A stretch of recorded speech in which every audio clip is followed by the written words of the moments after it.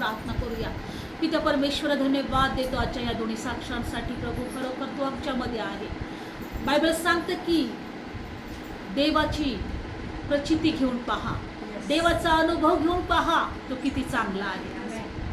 आज आम्ही धन्यवाद देतो माझ्या देव बाप्पा, ही तुझी योजना होती की आम्ही एकत्र यावं, तुझी भक्ती करावी, तुला शोधावं, तुला उंच करावं, तुझे उपकार मानावे आणि तुझं वचन आमच्या जीवनामध्ये कार्य करावं. आज जे काही वचन प्रभू आम्ही घेणार प्रभू, आजच्या वचनाद्वारे तू आमच्याशी बोल, आजच्या वचनाद्वारे तू आम्हाला स्पर्श कर, आजच्या वचनाद्वारे आमची भेट घे प्रभू. तुझं वचन आमच्या हृदयामध्ये कोरलं जाऊ दे प्रभू आणि आमच्या या जीवनामध्ये तुझ्या वचनाद्वारे आशीर्वाद मिळू. आमेन. प्रभू येशूच्या नावात मी प्रार्थना करतो की पवित्र आत्मा तू आम्हाला स्पर्श कर, आम्हाला सहाय्य कर. ओट आमचे असू दे पण पवित्र आत्मा तू आम्हाला शिकव आणि आमच्या जीवनाद्वारे तू गौरवला जा. प्रभू येशूच्या नावात प्रार्थना करतो. आमेन. Praise the Lord. हालेलुया. जोपर्यंत माझी इच्छा आहे की पृथ्वीवर जोपर्यंत आपण आहोत तोपर्यंत आपण देवाला शोधणारे झाले पाहिजे, आपण देवाचं गौरव करणारे झाले पाहिजे आणि देवाच्या उपस्थितीमध्ये राहायला पाहिजे. कारण की बायबल सांगतं की जो परात्पराच्या गुप्तस्थळी राहतो तो त्याच्या सर्व समर्थाच्या छायेखाली राहतो. जेव्हा आम्ही देवाच्या उपस्थितीमध्ये राहतो त्या सर्व समर्थेच्या छायेखाली राहतो. बघा, आज जर सकाळी तुम्ही जर एक घटना जर तुम्ही ऐकली असेल तर एक मुलगा होता 18 वर्षाचा, औरंगाबाद मधली घटना आहे. त्याचे आई वडील गरीब होते, माहीत नाही, खूप पैसा नसेल कदाचित, पण तो हट्ट करत होता की मला आयफोन पाहिजे आणि एक मोठ्या उंच डोंगरावर गेला तो आणि तो म्हटला की तुम्ही जर माझी इच्छा पुरवत नाही तर मी आत्महत्या करणार. आई वडील पण त्याच्या मागे मागे आले होते आणि तो एकदम त्या अशा कडेला होता आणि म्हणत होता की माझी इच्छा पूर्ण करता की मी उडी मारू. आणि मग त्याचा वडील त्याला धरायला गेला तर दोघे कोसळले. त्याच्या आईला वाटलं आता मी तरी जगून काय करू, गेले आता दोघं. त्याच्या आईने पण उडी मारली आणि अख्खं कुटुंब उद्ध्वस्त झालं. आजची घटना, कालची घटना होती आणि आज सगळीकडे ते बातम्यांना चालू आहे. 18 वर्षाचा मुलगा. बघा, विचार करा, मनुष्याचं जीवन हे क्षणिक आहे, वाकरीसारखं आहे. आज असेल तर उद्या नसेल. म्हणून सैतान आज चवताळलेला आहे. लोक आत्महत्या करत आहेत, लोक एकमेकांचा खून करत आहेत, लोक एकमेकांना त्यांचा द्वेष करत आहेत, बऱ्याच ठिकाणी भांडणं चालू आहेत, राष्ट्रावर उठत आहेत, जातीभेद होत आहे. हे सर्व प्रभू येशूने सांगितलं आहे का लोक एकमेकांचा द्वेष करतील. शेवटचं जे उदाहरण आहे, शेवटचं म्हणजे हे जग समाप्त होण्याचं जे उदाहरण आहे, प्रभू येशू ख्रिस्तांनी जेव्हा हे सांगितलं आपल्या शिष्यांना, कारण शिष्य त्याला म्हटले की प्रभू युगाच्या समाप्तीचे चिन्ह काय आहे, तेव्हा प्रभू येशू म्हटला की राष्ट्रावर उठेल, लोक एकमेकांचा द्वेष करतील, भूमिकंप होतील. खूप ठिकाणी भूकंप चालू आहेत, अजूनही आहेत आणि लोक एकमेकांचा द्वेष करतील, प्रीती थंड होईल. आज जर तुम्ही जर पाहिलं तर कुणामध्येही प्रीती राहिले नाही, प्रेम राहिले नाही. आई वडिलांचं सुद्धा लेकरांवर नाहीये किंवा मुलांचं सुद्धा आई वडिलांवर नाहीये. नात्यांमध्ये कोणतंच नातं असू द्या, बाकीचं भाऊ बहीण असो किंवा पती पत्नी असो किंवा सासू सुना असो किंवा आई मुलगी असो, बायबलप्रमाणे ह्या गोष्टी घडत आहेत. आज जर प्रेम पाहायचं असेल तर फक्त प्रभू येशूकडे पहा. आमेन. कारण देवाचं वचन काय सांगत आहे की आम्ही वाईट असतानाच तो आमच्यासाठी वधस्तंभावर मरायला पण तयार झाला. चांगला माणूस चांगल्या मनुष्यासाठी कदाचित तो मारायला तयार होईल, पण आम्ही वाईट असतानाच तो आमच्यासाठी वधस्तंभावर मरायला पण तयार झाला. नुसतं त्याने मेला नाही तर जिवंत झाला, तिसऱ्या दिवशी पुन्हा उठला आणि त्याच्या उठल्याद्वारे आम्ही नीतिमान ठरलो, आम्हाला देवाचं राज्य मिळालं किंवा राज्याचे आम्ही वारसदार झालो. सार्वकालिक जीवन त्या देवाने आम्हाला दिलं. तो पुन्हा येणार आहे आणि बायबलमध्ये दिलेला आहे की तो जिथे तो असणार तिथे आम्ही असणार आहे. येस आमेन. प्रेज ला. हालेलुया. आज जर आम्ही एकत्र प्रार्थनेमध्ये येत आहोत तर एकच कारण आहे की आम्हाला देवाचा स्वभाव मिळावा. काय मिळावा? देवाचा स्वभाव. देवाचा स्वभाव मिळावा. बायबलमध्ये दिलेला आहे की ज्यावेळेस प्रभू येशू ख्रिस्ताने शिष्यांना सांगितलं, गावोगावी पाठवले, जिथं प्रभू येशू जाणार होता तिथं म्हणे ना, तुम्ही शिष्यांना म्हटले तुम्ही जा आणि तुम्ही काय करा, देवाचं राज्य प्रचार करा. आणि प्रभू येशू ख्रिस्ताचे शिष्य प्रत्येक घरोघरी जात होते आणि सांगत होते की देवाचं राज्य तुमच्या जवळ आलेलं आहे, देवाचं राज्य तुमच्या जवळ आलेलं आहे. आणि जेव्हा ते शिष्य देवाच्या राज्याचे प्रचार करायचे तेव्हा जे आजारी होते ते बरे होत होते, जे कोणी त्रासात होते, जे कोणी श्रापात होते, जे कोणी सैतानाच्या बंधनात होते, त्यांचे बंधनं तुटले जात होते. कारण काय होतं की ते ऐकत होते की देवाचं राज्य त्यांच्या जवळ आलेलं आहे. म्हणून आम्ही नेहमी एकच सांगतो की देवाचं राज्य, जर तुम्हाला आशीर्वादित व्हायचं आहे तर देवाच्या राज्यावर विश्वास ठेवा. एक देवाचं राज्य आहे, त्या देवाच्या राज्यात मला सार्वकालिक जीवनासाठी राहायचं आहे आणि त्यासाठी देवाने मला निवडलेलं आहे आणि त्यासाठी मला ह्या जगामध्ये असताना तयार व्हायचं आहे. कारण की मी जर देवाच्या राज्यामध्ये जाण्यासाठी तयार झाली नाही तर देवाच्या राज्यामध्ये आम्हाला नो एंट्री आहे. काय आहे? अजिबात परवानगी नाही तिथं. कारण की बघा, परमेश्वरच्या राज्यामध्ये जेव्हा सैतान हा एक देवदूत होता, लुसिफर हा एक फक्त देवदूत होता. बायबल सांगतं की तो देवाची स्तुती आराधना करणारा आराधक होता, परमेश्वरचा उजवा हात होता आणि सुंदर असा होता. सर्व हिरे मोती माणिक सगळ्याने तो असा जडलेला होता, सर्वात सुंदर आणि आराधना करणारा. पण त्याला देवाकडे बघून काय वाटलं, तर ह्या देवाच्या सिंहासनावर मला बसायचे. कारण माझ्यामध्ये काय कमी आहे? मी सुंदर आहे, माझ्याकडे सर्व सामर्थ्य आहे, मला असं माझ्यामध्ये काहीच कमतरता नाहीये, मी परमेश्वराच्या सिंहासनावर बसण्याच्या योग्यतेचा आहे. आणि बायबलमध्ये दिले की त्याच्यामध्ये जे काही भरपुरी होती, जे सामर्थ्य होतं, जे त्याच्यावर जो अभिषेक होता, त्याला त्याचा गर्व चढला. काय चढला? गर्व चढला. गर्व आला. आणि बायबलमध्ये दिलेलं आहे का एका गर्वामुळे तो स्वर्गातून पृथ्वीवर फेकण्यात आला. मग छोट्याशा गर्वामुळं त्याला स्वर्गात राहता आलं नाही. तर आमच्यामध्ये छोटी गोष्ट जी चुकीची असेल तर त्यामुळं आम्ही स्वर्गात जाऊ शकतो का? नाही. सैतान जर खाली पडला फक्त गौरवामुळं त्याच्या, तर आमच्यामध्ये चुकीचा स्वभाव असेल, आमच्यामध्ये जर चुकीच्या गोष्टी असतील तर आम्हाला स्वर्गात परवानगी मिळेल का? नाही मिळेल. म्हणून आज आम्हाला एकच गोष्ट लक्षात ठेवायचं आहे की देवाचं राज्य आमच्या जवळ आलेलं आहे, यासाठी की आम्ही देवाच्या स्वरूपासारखं व्हावं. कलसीकरास पत्र 3 अध्यायामध्ये दिलेलं आहे. काढूया आपण वचन. कलसीकरास पत्र, बायबल सांगतं की आमचा जुना मनुष्य आम्ही काय केला पाहिजे? काढून टाकला पाहिजे.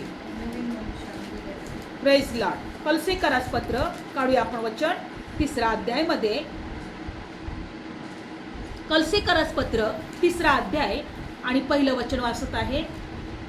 या वास्तव तुम्ही ख्रिस्ताबरोबर जर उठवले गेला तर ख्रिस्त देवाच्या उजवीकडे जेथे बसला आहे तिथल्या वरल्या गोष्टी मिळवायला झटा. Praise Lord. ख्रिस्त कुठे बसला आहे? देवाच्या उजवीकडे. Praise Lord. जर तुम्ही ख्रिस्ताबरोबर उठवले गेले आहात, म्हणजे बायबल सांगते की ज्या वेळेस आमचा बाप्तिस्मा होतो तेव्हा काय होतं माहिती का? आम्ही मरतो आणि प्रभू येशूच्या त्या नवीन जीवनामध्ये पुन्हा उठवले जातो. बायबल सांगते एक मेला म्हणजे सगळे मेले. प्रभू येशू ख्रिस्त आमच्यासाठी मरण पावला कारण की आम्ही पण मरावं. Praise Lord. कारण की आम्ही जन्मालो तेव्हाच आमच्यामध्ये पाप आहे. काय आहे? पाप आहे. पापाचं वेतन काय आहे? मरण आहे. म्हणजे आमच्यामध्ये आम्ही जगत होतो, आमचा श्वास चालू होता, आमचं शरीर चालत फिरत होतं, आम्ही बोलत होतो, पण जेव्हा आम्हाला प्रभू येशू माहित नव्हता तेव्हा आमच्यामध्ये काय होतं? मरण होतं. काय होतं? मरण होतं. मरण होतं. आणि प्रभू येशूवर जेव्हा आम्ही विश्वास ठेवला आणि येशूच्या नावात आम्ही बाप्तिस्मा घेतला तेव्हा मेलो आणि पुन्हा उठलो, किंवा येशूच्या मरणामध्ये आम्ही मेलो आणि उठलो. म्हणजे बायबल सांगतं की आमच्यामध्ये मग पुन्हा उठण्याच्या द्वारे जीवन आलं, किंवा येशूवर विश्वास ठेवण्याच्या द्वारे आमच्यामध्ये जीवन आलं. आता आमच्यामध्ये काय आहे? जीवन आहे. Praise Lord. आता काय आहे? जीवन. आणि जर प्रभू म्हणतो की तुम्ही मरणातून पुन्हा उठले आहात, तर तुम्ही वरल्या गोष्टी मिळवायला जाता. बायबल सांगतं, काय सांगत आहे? पुन्हा पहिलं वचन वाचते, 3रा अध्याय 1 वचन. कलसीकरास पत्र 3रा अध्याय 1 वचन. या वास्तव तुम्ही ख्रिस्ताबरोबर जर उठवले गेला तर ख्रिस्त देवाच्या उजवीकडे तिथे बसला, तिथल्या गोष्टी मिळवायला झटा किंवा प्रयत्न करा. कलसीकरास पत्र 3रा अध्याय आणि 1 वचन. प्रभू येशू ख्रिस्त कुठं बसलेला आहे? देवाच्या उजवीकडे. ख्रिस्त देवाच्या उजवीकडे बसलेला आहे. इथं परमेश्वरचं सिंहासन आहे आणि साईडला देव प्रभू येशू बसलेला आहे. आणि बायबल सांगतं तिथल्या वरल्या गोष्टी मिळवायला सटा. Praise Lord. कुठल्या गोष्टी? वरल्या गोष्टी. आणि पुढं काय दिलेलं आहे? वरील गोष्टीकडे मन लावा, पृथ्वीवरील गोष्टीकडे लावू नका, कारण तुम्ही मृत झाला, तुमचे जीवन ख्रिस्ताबरोबर आणि गुप्त ठेवलेले आहे. आपले जीवन ख्रिस्त जेव्हा प्रकट होईल तेव्हा तुम्ही त्याच्याबरोबर गौरवात प्रकट व्हाल. Praise Lord. तर जेव्हा आम्ही वरल्या गोष्टी मिळवायला झटू तेव्हा बायबलमध्ये दिले की जेव्हा प्रभू येशू ख्रिस्त पुन्हा येणार तेव्हा आम्ही पण त्याच्याबरोबर गौरवात प्रकट होऊ. कसं प्रकट हो? गौरवात. म्हणून बायबल सांगते की आम्ही आमचा जो जुना मनुष्य आहे तो आम्ही काय केला पाहिजे? काढून टाकला पाहिजे. कोणतं वचन आहे याच्यामध्येच बघा, 3रा अध्यायमध्ये. आणि आपण 9वं वचन वाचूया. एकमेकांविषयी लबाडी करू नका, कारण तुम्ही जुना मनुष्य त्याच्या कृतीसह काढून टाकला आहे. जो नवा मनुष्य त्यास अस्तित्वात आणणाऱ्याच्या प्रतिरूपाप्रमाणे पूर्ण ज्ञानात नवा केला जात आहे त्याला तुम्ही अंगी द्या. नवा मनुष्य कशामध्ये नवा केला जाणार आहे? ज्ञानामध्ये. कशामध्ये? ज्ञानामध्ये. Praise Lord. नवा मनुष्य पूर्ण ज्ञानामध्ये नवा केला जात आहे, तो तुम्ही स्वीकारा, तो तुम्ही अंगीकारा. Praise Lord. म्हणून आज आम्हाला जर आम्ही या ठिकाणी प्रार्थना घेत आहोत, माझी तर इच्छा आहे की माझी स्वतःची अशी पर्सनल इच्छा आहे की ठिकठिकाणी प्रार्थना व्हावी, रोज प्रार्थना व्हावी, रोज लोक देवाजवळ यावं, रोज देवाला. म्हणजे तुम्ही या ठिकाणी प्रार्थना जसं या ठिकाणी आलेले आहेत तर आम्ही प्रत्येक एरियामध्ये जाऊन प्रार्थना घ्यावी आणि आम्ही प्रत्येकाला सांगावं का देवाचं राज्य तुझ्याजवळ आलेलं आहे. Praise Lord. आज किती लोक त्रासात आहेत, आजारात आहेत, दुःखात आहेत, निराशात आहेत, आत्महत्या करायचा प्रयत्न करत आहे. देवाची त्यांना ओळख नाहीये, देवाकडे त्यांच्यासाठी काय योजना आहे हे त्यांना माहीत नाहीये आणि म्हणून ते स्वतःला तयार करत नाहीये. आणि म्हणून ते देवाचे स्वरूप त्यांचं काय आहे किंवा देवाचं गौरव त्यांच्यामध्ये त्यांना कसं प्रकट करायचं आहे हे त्यांना माहीत नाही. जुना मनुष्य तुमच्यामधून तुम्ही काढून टाका. आमचा जुना मनुष्य कसा होता? आम्ही पाहिलं तर मागच्या वर्षी सिस्टर पण खूप भांडकुदळ होत्या. आम्ही पण मला पण आठवते, माझा स्वभाव पण चांगला नव्हता. त्याच नाही तर माझा स्वभाव पण चांगला नव्हता. मला सुद्धा खूप राग यायचा, कोणाकडे जायला आवडत नसायचं, घमेंडी होते. खूपशा काही गोष्टी माझ्यामध्ये अशा होत्या की मला त्या आवडत नव्हत्या किंवा चुकीच्या होत्या. पण जेव्हा मी प्रभू येशूच्या जवळ आले आणि जेव्हा मला प्रभू येशू कळाला, जेव्हा प्रभू येशूचा स्वभाव कळाला, तेव्हा मी म्हटलं की प्रभू माझ्यामधल्या सगळ्या वाईट गोष्टी काढून टाक. जे विचार तुला आवडत नाही, जे बोलणं तुला आवडत नाही, जो स्वभाव तुला आवडत नाही, त्या तू आमच्यातून काढून टाक. बायबल सांगते, मी तुम्हाला नेहमी सांगते की अगोदर त्याचं राज्य मिळवायला झटा, त्यानंतर तुम्हाला सर्व काही देव देईल. आशीर्वाद तुमचेच आहेत. आज प्रभू या वचनातून काय म्हणतोय की तुम्ही वरल्या गोष्टी मिळवायला झटा. तर बायबल सांगते की वरल्या गोष्टी काय आहेत? वरून ज्या गोष्टी येतात त्या काय आहेत? अगदी शांतीच्या आहेत, आशीर्वादाच्या आहेत. Praise Lord. आणि म्हणून आम्हाला काय करायचं आहे? आमच्यातला जुना मनुष्य काढून टाकायचा आहे आणि नवा मनुष्य देवाच्या ज्ञानामध्ये नवा केला जात आहे, तो आम्हाला स्वीकारायचा आहे. तुम्हाला माहिती की ज्यावेळेस तुम्ही एकट्या घरामध्ये असता, जेव्हा तुम्ही कामामध्ये असता किंवा तुम्ही देवाच्या व्यतिरिक्त दिवस काढता, तेव्हा तुमच्या जीवनामध्ये निराशा असते, तेव्हा तुम्ही देवाविषयी कठीण होता, तेव्हा तुमचा विश्वास कमजोर होतो, तेव्हा तुम्हाला देवाला प्रार्थना करायला आवडत नाही, किंवा एकटी तुम्हाला देवाला शोधायला आवडत नाही, बायबल वाचायला आवडत नाही, बायबल जरी वाचायला घेतलं तरी तुम्हाला झोप येणार, आज एकच लक्षात ठेवा, या ठिकाणी आम्हाला एक गोष्ट शिकायचं आहे, काय की आम्हाला आमचा जुना मनुष्य काढून टाकायचा आहे आणि नवा मनुष्य देवाच्या स्वरूपासारखा, जो देवाच्या ज्ञानामध्ये नवा केला जाणार आहे, तो आम्हाला स्वीकारायचा आहे. जसं जसं तुम्ही प्रार्थनेमध्ये वाढाल, जसं जसं तुम्ही वचनात वाढाल, जसं जसं तुम्ही देवाच्या उपस्थितीमध्ये वाढाल, ऑटोमॅटिक तुमच्यामध्ये एक बदल घडत जाईल. काय घडत जाईल? बदल घडत जाईल. तुमच्यामध्ये एक नवीन स्वभाव देवाचा येईल. तुम्हाला कोणी चुकीचं जरी बोललं तर तुम्हाला राग येणार नाही. त्या व्यक्तीविषयी तुमच्या मनामध्ये तुम्ही राग घेऊन बसणार नाही. आमचा जुना स्वभाव कसा आहे, जर आम्हाला कोणी चुकीचा बोलला तर मरेपर्यंत आम्ही विसरत नाही. आम्ही म्हणतो की त्याला विसरणारच नाही. ती व्यक्ती माझ्याशी खूप वाईट वागलेली, त्या व्यक्तीने मला चुकीचं बोललेलं आहे, त्याचं तोंड पण पाहणार नाही. तो इकडून आला तर मी तिकडून जाणार. प्रेज लॉर्ड, हो की नाही? हा जुना स्वभाव आहे आमचा आणि आम्हाला प्रयत्न करायचा आहे, आम्हाला एकत्र येऊन की प्रभू आमच्यातला जुना स्वभाव काढून टाक. बायबल सांगतं की आमच्या आतून, आमच्या मुखातून जे काही चुकीचं निघतं त्याने आम्ही विटाळतो, म्हणजे आम्ही अशुद्ध होतो. काय होतं? अशुद्ध होतो. म्हणून प्रभू येशू ख्रिस्ताने ज्यावेळेस शास्त्री परुषी एकत्र जेवायला आलेले असतात आणि शास्त्री परुषांची अशी एक रिवाज होता, पद्धत होती की आंघोळ केल्याशिवाय जेवायचं नाही. आणि एकत्र येत असताना प्रभू येशूचे शिष्य आंघोळ वगैरे न करता मस्त एका पंक्तीमध्ये जेवायला बसते आणि शास्त्री परुषी त्यांच्याकडे बघायला, काय घाणेरडे लोक येते, त्यांनी आंघोळ पण केली नाही आणि हे असेच येऊन बसले जेवायला आणि ते कुरकुर करायला लागले. प्रभू येशू त्यांना काय म्हटलं माहिती का? हाताने न धुतलेले जेवण तुम्ही खाता त्याने तुम्ही अशुद्ध नाही होणार. हात न धुता तुम्ही जेव्हा जेवता तेव्हा तुम्ही अशुद्ध नाही होणार, कारण ते जेवण तुमच्या पोटात जाईल आणि पोटातून टॉयलेटमधून बाहेर निघेल. स्पष्ट देवाने म्हटलंय. पण तुम्ही तुमच्या अंतःकरणातून, मुखातून जे काही गोष्टी काढाल, मग ती शिवीगाळी असेल, ते वाईट विचार असतील, त्याने तुम्ही अशुद्ध व्हाल. येशूला म्हणायचं होतं, तुम्ही काय शुद्ध हाताने बघता किंवा अशुद्ध आहे का, शुद्ध आहे का, धुतलेलं आहे का, धुतलेलं नाहीये, त्याकडे नका बघू, बाह्य स्वरूपाकडे नका बघू, अंतःकरणाकडे बघा. काय म्हटलं प्रभू येशू? अंतःकरण बघा. अशुद्ध होतं म्हणजे काय? आमच्यामध्ये जो आत्मा आहे तो विटाळला जातो. जेव्हा आमच्या अंतःकरणातून आम्ही वाईट शब्द काढतो, शिवीगाळी काढतो, कुणाविषयी तरी वाईट विचार काढतो, तेव्हा अंतःकरण अशुद्ध होतं. काय होतं? अशुद्ध होतं.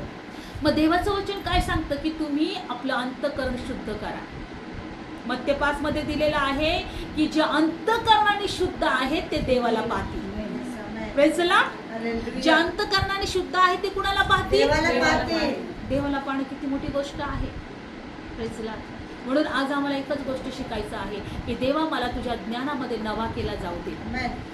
आज जर तुम्ही जिवंत असाल जगामध्ये तर एकच उद्देश ठेवा, मला देवा नवा कर, देवा मला तुझा स्वभाव येऊ दे, देवा तुझ्या राज्यासाठी मला तयार कर, देवा तुझ्या राज्यासाठी माझ्यामध्ये तो तुझा स्वभाव येऊ दे, काढून टाक.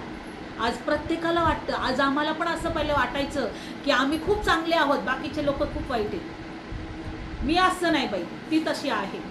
प्रेजला. पण आज आम्हाला कळालं नाही, पहिले मला बदलणं गरजेचं आहे. हालेलुया. पहिले मला बदलणं. बघा मी तुम्हाला तेच सांगत होते की अंतःकरणातून जेव्हा आमच्या मुखातून बाहेर येतो तेव्हा काय होतं माहितीये? आमचं अंतःकरण अशुद्ध होतं आणि जेव्हा अशुद्ध होतं तेव्हा अशुद्ध आत्मा आमच्यामध्ये येतो आणि राहतो. कारण जर आमचं शुद्ध अंतःकरण देवाचं मंदिर आहे तर आमचं अशुद्ध अंतःकरण दुष्टाचं मंदिर आहे. दुष्टाचं म्हणजे सैतानाचं. कुणाचं? सैतानाचं. आम्हाला माहित पण नाही. जर परमेश्वर म्हणतो की तुझं शरीर पवित्र आत्म्याचं मंदिर आहे, मग तुझं अशुद्ध मन हे कुणाचं मंदिर होईल? सैतानाचं. सैतानाचं. कारण असं पुढं दिलेलं आहे, बायबलमध्ये दिलंय की जर प्रभू येशूने तो दाखला जेव्हा दिला का अंतःकरणातून बाहेर जेव्हा निघेल तेव्हा तुम्ही अशुद्ध व्हाल. त्याच्यानंतर पुढच्याच दाखल्यामध्ये असं दिलेलं आहे, आपण काढू मत्ते शुभवर्तमान 7व्या अध्यायामध्ये. मत्ते शुभवर्तमान 7वा अध्याय, मार्क शुभवर्तमान 7वा अध्याय, मार्क शुभवर्तमान 7वा अध्यायामध्ये प्रभू येशूने जेव्हा हा दाखला दिला की अंतःकरणातून जे काय बाहेर निघतं त्याने तुम्ही विटाळता, त्यावेळेस पुढं काय झालं बघूया. मत्ते शुभवर्तमान 7वा अध्याय, मार्क 7वा अध्याय आणि 21 वचन, 20 वचनापासून वाचूया. मार्क 7वा आणि 20वा वचन. आणखी तो म्हणाला, जे मनुष्यातून बाहेर निघतं तेच मनुष्याला अपवित्र करतं. काय निघतं बघा मनुष्यातून? कारण आतून म्हणजे मनुष्याच्या अंतःकरणातून दुष्ट विचार निघतात. जारकर्म्या, चोऱ्या, खून, व्यभिचार, लोभ, दुष्टपणा, कपट, कामतूरपणा, दुष्ट दृष्टी, शिव्यागाळी, गर्व, मूर्खपणा, या सर्व वाईट गोष्टी कुठून निघतात? आतून निघतात आणि त्या अपवित्र करतात. आणि म्हणून जेव्हा मनुष्य अपवित्र होतो तेव्हा मनुष्यामध्ये अशुद्ध आत्मा प्रवेश करतो. काय प्रवेश करतो? अशुद्ध आत्मा. आणि बायबल सांगतं सैतान येतो चोरी करण्यासाठी, घात करण्यासाठी, नाश करण्यासाठी. कशासाठी तो आलेला आहे? चोरी, घात आणि नाश करणे. आज आम्हाला कळत नाहीये की आमच्या जीवनामध्ये आजार कोण घेऊन येतो, श्राप कोण घेऊन येतो, आमच्या जीवनामध्ये अशांती कुणामुळे येते, निराशा कुणामुळे येते. आम्ही अशुद्ध आत्म्याला आमच्या घरात आमच्या शरीररूपी घरामध्ये प्रवेश दिलेला असतो. काय दिलेला असतो? प्रवेश दिलेला असतो. म्हणून जेव्हा तुम्ही प्रार्थनेमध्ये एकत्र येता, जेव्हा तुम्ही स्तुती करता, जेव्हा तुम्ही भक्ती करता, जेव्हा तुम्ही देवाचं वचन वाचता, तेव्हा काय होतं माहितीये? या अशुद्ध आत्मे पळून जातात. Yes, amen. तुम्हाला पण कळत नाही, तुम्हाला पण कळत नाही की अशुद्ध आत्मे निघून गेलेले आहेत. कारण बायबल सांगतं की देवाजवळ या म्हणजे देव तुमच्या जवळ येईल. सैतानाला अडवा म्हणजे सैतान तुमच्यापासून पळून जाईल. दिसले का तुम्हाला सैतान कधी? नाही. देव दिसत नाही तर सैतान पण दिसत नाही. पण जेव्हा देवाजवळ आम्ही येतो तेव्हा देव आमच्या जवळ येतो. म्हणून जेव्हा देवाजवळ आम्ही येतो तेव्हा सैतान पळून जातो. तो कशासाठी येतो? चोरी, घात आणि नाश करायला. मग तो आमचे आशीर्वाद चोरतो, तो आमचं जीवन चोरतो आणि तो आम्हाला नेहमी निराशामध्ये ठेवतो, दुःखामध्ये ठेवतो.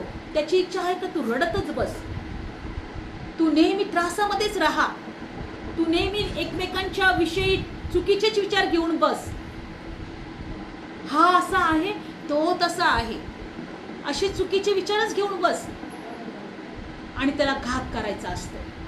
आज जर आम्ही जर असा विचार केला, आम्ही ठरवलं की नाही आता आमच्यामध्ये जुना स्वभाव आम्हाला काढून द्यायचा आहे, प्रभू आम्ही तुझ्या जवळ आलोय, तुझ्या ज्ञानामध्ये आम्हाला नवं कर. अशुद्ध आत्मे जे तुमच्या जीवनामध्ये तुमचं भविष्य आशीर्वादित होऊ देत नाही, तुमचं जीवन आशीर्वादित होऊन देत नाही, तुमच्या जीवनात शांती येऊ देत नाही, ते तुमच्या जीवनातून पळून जातील. कारण की याच वचनामध्ये पुढं जर तुम्ही पाहिलं तर एक कणानी स्त्री होती, तिच्या मुलीला अशुद्ध आत्मा लागला होता. काय लागला होता? अशुद्ध आत्मा. अशुद्ध आत्मा. बघा पुढच्याच वचनामध्ये 24 वचन, मार्क शुभवर्तमान. येशूने हा दाखला सांगितला, अंतःकरणातून जे बाहेर येईल तेच मनुष्याला विटाळतो. आणि नंतर ह्या कणानी स्त्रीच्या मुलीचा दाखला सांगितला. पुढं दाखला नाही, प्रत्यक्ष तिथे एक बाई आली होती आणि बायबल सांगतं की तिच्या मुलीला अशुद्ध आत्मे लागले होते. आणि पुढं काय झालं बघा, 24 वचन. मग तो तिथून उठून सोर यांच्या सीमेवरील प्रांतात गेला. तिथे तो एका घरात गेला. हे कोणास कळू नये असे त्याच्या मनात होते, तरी त्याला गुप्त राहणे शक्य नव्हते. मार्क शुभवर्तमान 7वा अध्याय 24 पासून. आणि इतक्यात जिच्या लहान कन्येस अशुद्ध आत्मा लागला होता अशा कोणा एका स्त्रीने त्याच्याविषयी ऐकले आणि ती त्याच्या जवळ येऊन त्याच्या पाया पडली. आणि ती बाई हेल्लणी असून जातीची सरफुणकी होती व आपल्या कन्येतून भूत काढावे असे तिने त्याला विनंती केली. तो तिला म्हणाला, मुलींना प्रथम तृप्त होऊ दे, कारण मुलांची भाकर घेऊन कुत्र्यास टाकणे ठीक नाही. मग तिने त्याला उत्तर दिले, खरे आहे प्रभू, तरी कुत्रेही मेजाखाली मुलांच्या हातातून पडलेला चुरा खातात. तेव्हा त्याने तिला म्हटले, या बोलण्यावरून जा, तुझ्या कन्येतून भूत निघून गेले आहे. मग ती आपल्या घरी गेली आणि कन्या अंथरुणावर निजलेली आणि भूत निघून गेलेले अशा तिच्या दृष्टीस पडले. अशुद्ध आत्मे त्या मुलीमध्ये असताना ती मुलगी अंथरुणावर पडलेली होती, म्हणजे आजारी झाली होती. काय झाली होती? आजारी झाली. म्हणजे अशुद्ध आत्मे आजार करण्यासाठी येतात, आजारी करण्यासाठी आम्हाला येतात. तर बायबल सांगते की ही जी कनानी स्त्री होती बघा, परमेश्वराने इस्रायल राष्ट्राला निवडलं होतं आशीर्वाद देण्यासाठी, आणि कनानी लोक खूप सारे अंधारात आहेत. कनानी लोक कधीही देवावर विश्वास ठेवणारे नव्हते. आणि जेव्हा ह्या कनानी स्त्रीने जेव्हा ऐकलं का येशू माझ्या मुलीला बरं करेल, येशू माझ्या मुलीतला नवीन जीवन देईल, कारण की तिने ऐकलं होतं का प्रभू येशूच्या द्वारे अनेक लोक बरे केले जात होते, मेलेले उठवले जात होते, लंगडे चालत होते. आणि तेव्हा ती प्रभू येशूकडे आली. येशू, माझी मुलगी पण अंथरुणाला खिळलेली आहे, ती पण आजारी पडलेली आहे, माझ्या मुलीकडे चल आणि तिला बरं करणार. प्रभू येशू तिला काय म्हटलं माहिती का? मुलांची भाकर कुत्र्यांना दिली जाणार नाही. भाकर म्हणजे देवाचं वचन आहे. Praise Lord, hallelujah. बायबल सांगतं की प्रभू येशू म्हटला, मी स्वर्गातून आलेली भाकर आहे, जीवनाची भाकर आहे. जो कोणी मला खाईल त्याला काय मिळेल? जीवन मिळेल. काय मिळेल? जीवन मिळेल. आणि हिच्या अशुद्ध आत्मा असल्यामुळे ही आजारी पडली होती आणि ही बिछाण्याला खिळलेली होती किंवा पडलेली होती. होऊ शकतं ती मरायच्या बेतामध्ये पण असेल. आणि बायबल सांगतं की तिला देवाच्या वचनाची भाकर पाहिजे होती. काय पाहिजे होती? वचनाची भाकर. वचनाची भाकर. मला तुम्हाला सांगू द्या, जेव्हा जेव्हा तुम्ही वचनाची भाकर खाल, अशुद्ध आत्मे पळतील, आमेन. अशुद्ध आत्मे निघून जातील. आमेन. अशुद्ध आत्मे तुमच्या जीवनातून, तुमच्या घरातून, जे तुम्हाला श्रापित करून त्यांनी ठेवलेलं आहे, जे तुम्हाला अंधारात त्यांनी ठेवलेलं आहे, जे तुमच्या जीवनामध्ये आशीर्वाद त्यांनी अडवून ठेवलेले आहेत, ते पळून जातील. आमेन. ही येशूकडे म्हटली, येशू माझ्या मुलीला बरं कर. ती म्हटले, मुलांची भाकर मी देऊ शकत नाही कुत्र्यांना, कारण तिच्यामध्ये दुष्ट आत्मा होता. काय होतं तिच्यामध्ये? दुष्ट आत्मा. पण ती काय म्हटली, प्रभू मुलांच्या जे मेजावरचा चुरा पडलेला असतो ना, ते तरी मला दे ना. प्रभू येशूला तिच्यामध्ये विश्वास पाहायचा होता. तिच्यामध्ये घमेंड तर नाहीये ना, तिच्यामध्ये गर्व तर नाहीये ना. हे तू माझ्या मुलीला पुत्र म्हटला, किंवा तू आम्हाला अशा अशा प्रकारची भाषा आमच्यासाठी वापरली, काही गरज नाही आम्हाला तुझी. कदाचित दुसरी कोणी असती तर निघून गेली असती, जिच्यामध्ये गर्व असता तर निघून गेली असती. पण ती म्हटली, प्रभू, ती नम्र होऊन प्रभूकडे आली होती. तो चुरा तरी, मेजावरचा पडलेला चुरा तरी दे ना. ती म्हटली, बाई तुझ्या विश्वासाने तुला काय केलेलं आहे? तारलेला. बघा प्रभू तिला काय म्हटला, बाई तुझा विश्वास खूप मोठा आहे. बघा वचनामध्ये काय दिलेलं आहे. तेव्हा 29 वचन, तेव्हा त्याने तिला म्हटले, तुझ्या बोलण्यावरून जा, तुझ्या कन्येतून भूत निघून गेले आहे. कशावरून? बोलण्यावरून. तिच्या बोलण्यामध्ये विश्वास होता. काय होता? विश्वास होता. जा, तुझ्या मुलीतून भूत निघून गेलेलं आहे. हे वचन तिला मिळालं. हे वचन तिला मिळालं, तुझी मुलगी बरी झाली आहे, जा. आणि तिने विश्वास ठेवला. वचन म्हणजे भाकर आहे. वचनामध्ये जीवन आणि आत्मा आहे. जेव्हा जेव्हा वचन तुम्ही ग्रहण कराल, अशुद्ध आत्मे निघून जातील आणि तुमच्यामध्ये आत्मिक आरोग्य मिळेल. जर तुम्ही आत्मिक, जर तुमच्यामध्ये जर बिमारी असेल, आत्मिक तुमच्यामध्ये जर आजार असेल, आत्मिक आजार जेव्हा आमच्यामध्ये असतो तेव्हा निराशा असते, दुःख असतं, त्रास असतो, टेन्शन असतो आणि सगळे मग आजार घेऊन येतात. आज शारीरिक नाही तर आत्मिक आरोग्य मिळणं पण खूप गरजेचं असतं आम्हाला. म्हणून आज आम्हाला या गोष्टी लक्षात ठेवल्या पाहिजेत का जेव्हा त्या कनानी स्त्रीच्या मुलीला जेव्हा एक वचन मिळालं की जा, तुझी मुलगी बरी झाली आहे, तेव्हा ती घरी आली आणि तेव्हा तिने पाहिलं का ती मुलगी पूर्ण बरी झालेली आहे आणि भूत निघून गेलेला आहे. आमेन. काय निघून गेलेला आहे? भूत निघून गेलेला काय आहे. निघून गेलेला आहे? भूत निघून गेलेला आहे. ती कनानी स्त्री वाटेत असतानाच भूत तिथून निघून गेला, कारण तिला वचन मिळालं, जा, तुझी मुलगी बरी झाली आहे. आज तो प्रभू आज आम्हाला म्हणत आहे का होय, मी तुमच्या जीवनामध्ये आशीर्वाद पाठवेल. होय, मी तुमची इच्छा पूर्ण करेन. होय, तुमच्या जीवनामधले हरेक दुष्ट आत्मे जे आजाराचे असतील, जे निराशाचे असतील, तुमच्या जीवनात काही तुमच्या मनासारखे होऊ देत नसतील, ते निघून जात आहे. आमेन. Praise Lord. हालेलुया. म्हणून आम्ही जेव्हा देवाजवळ येतो, वचनरूपी भाकर घेतो, तेव्हा आम्हाला जीवन मिळतं. आमेन. Praise Lord. हालेलुया. येशू काय म्हटलं? मी स्वर्गातून आलेली जीवनाची भाकर आहे. जो कोणी मला खातो तो कधी मरणार नाही. ती जगाला जीवन देते आणि आम्हाला जीवन मिळतं.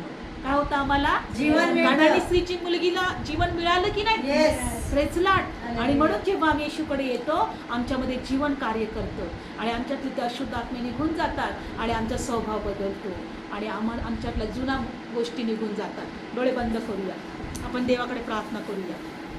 आज येशूला म्हणूया, प्रभू जीवनाची भाकर आज आम्ही खाल्लेली आहे. Yes Lord. प्रभू येशू, आम्ही विश्वास ठेवतो की जसं तू त्या कणाणी स्त्रीच्या मुलीला बरं केलं, येस लॉर्ड. आज तुझ्या वचनाच्या द्वारे तुझ्या लेकरांच्या जीवनात कार्य होऊ दे. होय बाप्पा. आज तुझी लेकर परमेश्वर आशीर्वादित होऊ दे. Yes Lord. आज त्यांच्या जीवनातले हरेक दुष्ट आत्मे, निराशाचे आत्मे, त्रासाचे, आजाराचे आत्मे, श्रापाचे आत्मे येशूच्या नावात आम्ही बांधतो, तोडतो आणि नाश नाश करतो बाप्पा. आज त्यांच्या घरामध्ये परमेश्वर दे बाप्पा तुझे आशीर्वाद मोकळे कर. येस आमेन. त्यांच्या जीवनात तुझे आशीर्वाद मोकळे कर. मोकळे कर माझ्या देवा. तुझ्या लेकरांना प्रभू परमेश्वर प्रभू पूर्णपणे बदल देवा. येस. त्यांच्यातला जुना मनुष्य निघून जाऊ दे. जाऊ दे देवा. देवा त्यांच्यामध्ये परमेश्वर दे बाप्पा तुझा पवित्र आत्मा कार्य करू दे. येस आमेन. परमेश्वर तुझ्या लेकरांना वरल्या गोष्टी मिळवायला झटव झटव प्रभू. बाप्पा. प्रभू आम्ही प्रार्थना करतो देवा. Yes yes. आम्ही या संपूर्ण एरियाला प्रभू तुझ्या हातात देतो प्रभू. समर्पित करतो. दे बाप्पा ह्या एरियामध्ये तुझे देवदूत असू दे प्रभू. Yes, Lord. या एरियामध्ये देवा प्रीती असू दे प्रभू. Amen. या एरियामध्ये प्रत्येक लोक आशीर्वादित होऊ दे Yes, प्रभू. प्रभू. या एरियामध्ये प्रत्येक लोकांना परमेश्वर देवा तुझं जीवन मिळू दे प्रभू. येस आमेन. तुझ्या लेकरांना तुझं जीवन मिळू दे येस प्रभू. प्रभू. तुझ्या लेकरांच्या जीवनात तुझं कार्य होऊ दे कार्य प्रभू. घडू दे बाप्पा. तुझ्या लेकरांच्या जीवनात तुझं गौरव प्रकट होऊ दे Yes. प्रभू. तुझ्या लेकरांना दर्शनाद्वारे बोल प्रभू. Yes, बाप्पा. आज दे बाप्पा आम्ही प्रार्थना करतो. आज ज्या शिष्टरांना प्रभू लेकरू नाहीये प्रभू, Yes. येशूच्या नावात त्यांच्या उदराला स्पर्श स्पर्श कर. कर बाप्पा. आणि परमेश्वर आम्ही प्रार्थना करतो की पोटचं फळ देवाचं दान आहे. आमेन. येशूच्या नावात आम्ही त्यांच्या उदरामध्ये देवा ते पोटचं फळ स्वीकारतो स्वीकारतो. देवा. लेकरू आम्ही स्वीकारतो देवा. स्वीकारतो प्रभू. प्रभू येशू तुझ्या लेकरांना आशीर्वाद दे, येस बाप्पा. भरभराट दे. Yes. कोणत्या गोष्टीची कमतरता पडू देऊ नको. बाप्पा. तुझ्या लेकरांमध्ये परमेश्वरा जे दुष्ट आत्मे त्यांच्या जीवनात त्रास देण्यासाठी आलेले आहेत, Yes. प्रत्येक येशूच्या नावात आम्ही ते बांधतो, बांधतो, तोडतो आणि नाश नाश करतो करतो येशूच्या नावात. आणि बरकत स्वीकारतो, स्वीकारतो बाप्पा. आशीर्वाद स्वीकारतो स्वीकारतो, प्रभू. मोकळीकता स्वीकारतो, स्वीकारतो तुझा प्रभू. आनंद आम्ही स्वीकारतो स्वीकारतो. प्रभू. निराशाचा आत्मा निघून जा, निघून जाऊ. अशांतीचा आत्मा निघून निघून जा. जाऊ दे. येशूच्या नावात आम्ही नाश करतो. नाश कर. देवा जे कोणी हे वचन ऐकत आहे, येस लॉर्ड. प्रत्येक जण आशीर्वादित होते. आमेन. ज्यांना घर नाही त्यांना घर मिळू दे. Yes, बाप्पा. दे बाप्पा ज्यांना परमेश्वर गाड्या नाही त्यांना गाड्या गाड्या मिळू मिळू दे. दे बाप्पा. जे लेकरांचं भविष्य परमेश्वर दे बाप्पा अंधारात आहे, Yes, त्यांचं Lord. भविष्य आशीर्वादित होऊ दे. होऊ दे बाप्पा. माझ्या परमेश्वरा दारूचं व्यसन निघून जाऊ निघून जाऊ दे. येशूच्या नावात प्रत्येक व्यसनाला येशूच्या नावात आम्ही नाश नाश करतो करतो प्रभू दे बाप्पा. बाप्पा. आणि प्रभू परमेश्वर प्रत्येकाच्या घरात तुझे आशीर्वाद मोकळे केले मोकळे जाऊ. केले जाऊ. प्रत्येकाच्या हृदयाच्या इच्छा पूर्ण हो. येस आमेन. प्रत्येकाच्या प्रार्थना ऐकल्या येस जाऊ. आमेन. येशूच्या नावात प्रभू आम्ही विश्वास ठेवतो, आमची भक्ती आशीर्वादित केली आशीर्वादित केली. आणि आजच्या वचनाद्वारे आम्हाला प्रत्येकाला आशीर्वादित केलं. धन्यवाद. प्रभू येशूच्या नावात ही प्रार्थना करतो. आमेन. आमेन. बोला येशू.